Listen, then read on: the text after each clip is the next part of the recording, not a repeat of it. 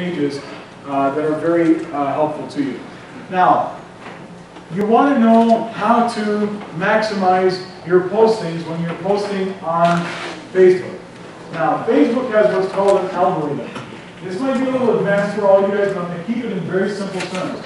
Algorithm is a mathematical calculation that search engines use to be able to get the content distributed amongst everybody. Well, Google has a very complex algorithm that nobody really has mastered it yet. Facebook is a little easier. They go on this equation. I know it's kind of blurry because I have to maximize it to show you, but I'll read you what it is. It goes by what's called an infinity score, weight, and time decay. Those are the three things that they use. Affinity, which I'm going to discuss, here's how it works. You know, if you guys realize, let me kind of back up just to kind of show you what I'm talking about here. When you have a profile, and when you're posting on your profile on Facebook, do you realize that not everybody that is your friend even reads your posts? Did you know that it does not come up on everybody's newsfeed? Okay, it doesn't, for those of you that didn't. Because Facebook cannot put every single feed and every single feed of everybody to everybody's post. It would be a nightmare to go through, and it would be so complex that it would probably crash and do all that sort of stuff. So they created an algorithm that is based on those three things. Your news feeds are going to be coming out on other people's news feeds through affinity, weight, and time decay. So affinity, what that means, this is the relationship between the creator and the reader. Okay, so that means if you have a relationship with that person that is your friend or that likes your fan page, they'll see your feeds more often. Okay, just like in any other relationship that you have with a person. If you have a close relationship, if I have a close relationship with this gentleman, I'm going to talk to him more. He's going to see me more. If I don't have a close relationship, it's going to be distant. So he's not going to see me all the time. We're not going to talk very much. Same thing with how Facebook uses their algorithm. Okay, so affinity. You want to increase your affinity with that other person. So you want to be able to run a competition, a poll, ask a question. So when you're posting stuff, ask an interesting question and make people respond to your questions. Okay? When you start having people respond to your questions, you're increasing your affinity with them. Okay? So the basic question would be, what's your favorite city you want to live in as a real estate agent? You know, that would be the question to ask. And everybody's going to start commenting on that because you're going to draw up their minds and they're going to think, wow, I'd love to live in Newport Beach where I live. But I mean, that's something like that. Whatever it is, create a question that draws people's attention to make them answer for you. And then of course, the more you engage with them, the more you will create a relationship with them. Just like I mentioned, you want to create that relationship.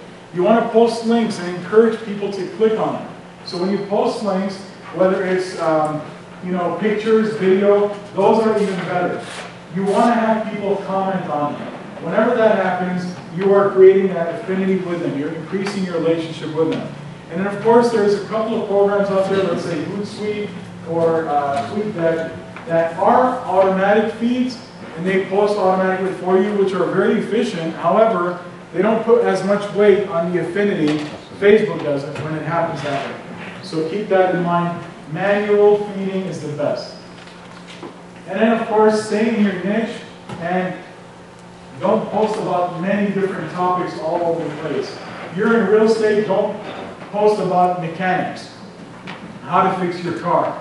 Or don't, you know, post something about, you know, attorneys or how to win a case if you have a ticket that you've gotten on the freeway. Those are not relationship things that are in your business. So as a fan page, you want to stick to your niche market. The more you stick to your niche market, the more weight it's given to you in regards to your fan page on the affinity side. Then we come to what's called a weight. Weight pretty much it's a way to determine how many people like your page or like your comment. How many people engaged in it. The more people that like it, the more people that engage in it, the heavier weight it's going to have. So that posting, that feed is going to stay up there longer. Facebook will keep it up there longer because it has a lot of people responding to it. And that's why these questions like polls and pictures or links are important, because you're trying to gather them to start conversing with you and giving their opinions and talking. That's the whole point of wait. You want to try to get the people to like your post comments, engage. Of course, ask for feedback when you're doing a YouTube virtual tour. Post it on your page. Ask for feedback. What do you think about this house? Okay? What do you think about this? The backyard on this house is so beautiful. What do you think? Have them talk. Start getting their input. And then, of course, don't just push out content. Ask people what they think and have them explain or, with a question. Getting people to comment will then add a highly weighted interaction, of course, score. And that's what we're talking about. It's all about interacting in regards to the weight part of this whole formula. The last part is the time delay. Of course, time is of essence. Anything most recent is going to have more relevancy. So for something that happened, and I'm not going to talk days, I'm going to talk hours, 10 hours ago, it probably won't be relevant that much. That's how fast things move around in this Facebook world. So it matters about hours and recency. So that's why I always recommend that put more time relevance to your post that's more effective. And whenever you have more relevancy with time, it gets to be more effective in regards to the feed itself. Add time-related promotions. Or if you have sales that you're doing or something, deadlines. Hey, you know what? You want to talk about bid deadlines? Put something like that. Hey, this is a HUD home. Hurry, bid deadline's coming up. You're talking about time-relevant stuff. And this is how these algorithms with Facebook work. You want to analyze the responses you get to know what the best time is to post your links, post your comments, post your news feed. This is very important. So if you see that you're getting a lot of feedback in a certain time of day, that's the time of day that you want to post your links, post anything that you want to do. I highly recommend going about 2 to 3 times a day posting, and pick the times that are best based on the activity that you're getting, and don't post too much where it's overwhelming. You don't want to do that as well. So Facebook tip is create a landing page. Definitely do that. That's the best thing you can do. Offer incentives to like your page, just like the page that I showed you. And set it where all non-fans, that means people that have not liked you yet, first go to the landing page. You can do that on a Facebook page. So keep that in mind. Okay, YouTube marketing. This is another very important aspect of marketing for yourself. Why do you think YouTube is the #2 highest rated search engine in the world? You know why? And you know why other search engines love video content, such as Google? Because Google owns YouTube. So when Google owns something, they're going to promote it. So that's why on everything that you see nowadays when you're searching, you'll almost see a video on every little thing that's a YouTube video. Do that today and try it. Because Google wants to promote YouTube. And here's some tips on making your video. Okay, first thing is, it doesn't have to be perfect. Don't ever try to be Steven Spielberg. You're not. You're not going to make an excellent movie. Use a very basic digital camera. I use a Kodak, what's called a ZI-8.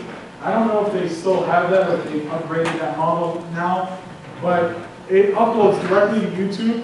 It's great. It's very good quality, 1080 megapixels. I mean, it's great for video, for uploading into anything mobile. So I would highly recommend that. Record a video of your farm or target area. So if you're going to go out and look at a HUD home, make a virtual tour on it, record the market around it. Drive around the area to show the attractions. What's available in that neighborhood. Show the people what that neighborhood looks like. It will help you in regards to increasing your clicks on your videos. Don't try to pump yourself up, just show the property and its features, of course. YouTube is not a place to go out there and tell everybody how great of an agent you are, that you've sold this many transactions, and if you can't find them a property, nobody else can. You don't want to do that. Don't pump yourself. Just give out information. Get testimonials from your past clients, a video testimonial. Don't get them at the time when you're trying to do an extension. You want to do it at the closing table. That's when they're the happiest. Get the video testimonial at that time. And then of course add realism, introduce yourself, your office, your team members, have them introduce themselves, let them know what exactly they do as a part of your team. That always helps put a face to the person. And then of course video, like I mentioned, opportunities to see you on camera, on TV, or on the internet, hear your voice. That's how you build trust with these people. I can guarantee you that YouTube marketing will increase your business tenfold. People that have used stuff that I told them to do, they've really increased their business. So it's not something that I'm just telling you to just put away. Please try to implement stuff like this. And here's $1 million secret YouTube tool that I'll give you, or secret, that anybody out there that wants to hear something like this would have to pay for it. Okay, but you're getting it free today. And here it is. On your YouTube, you have related videos on the side. And who in here has never seen a YouTube channel or YouTube video? Okay. Well, every YouTube video has related videos on the side. Okay? And you notice that on those related videos, it could go sporadic to anybody out there. Anybody that has a video based on your keyword or your subject is going to have their video there. Well, that doesn't help you when you have numerous videos that you want people to see.